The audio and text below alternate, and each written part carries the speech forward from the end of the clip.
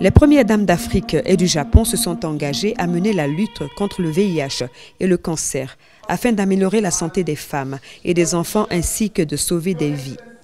Les premières dames sont parties de ce constat. Chaque jour, 830 femmes meurent de causes évitables liées à la grossesse et à l'accouchement.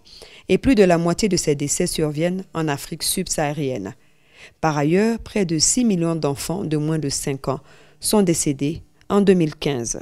Les femmes et les jeunes filles, elles, restent affectées de manière disproportionnée par le VIH.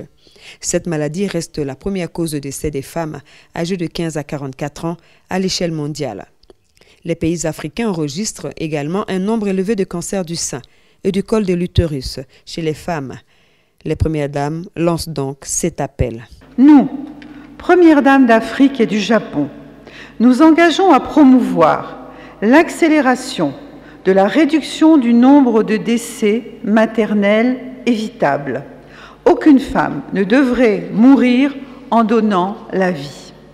Nous, premières dames d'Afrique et du Japon, nous engageons à appuyer les efforts des gouvernements pour promouvoir la santé reproductive et les droits de toutes les femmes afin d'atteindre la meilleure qualité de vie.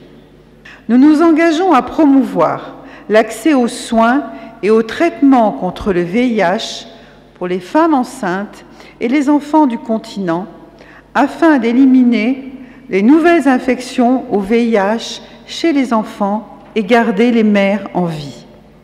Nous avons les moyens d'éliminer la transmission de la mère à l'enfant d'ici 2020. En conclusion, les premières dames appellent les gouvernements africains à continuer à augmenter progressivement leurs investissements dans le secteur de la santé en vue de la réalisation de la déclaration d'Abuja de 2001, par laquelle les gouvernants africains s'étaient engagés à investir 15% de budget annuel dans le secteur de la santé.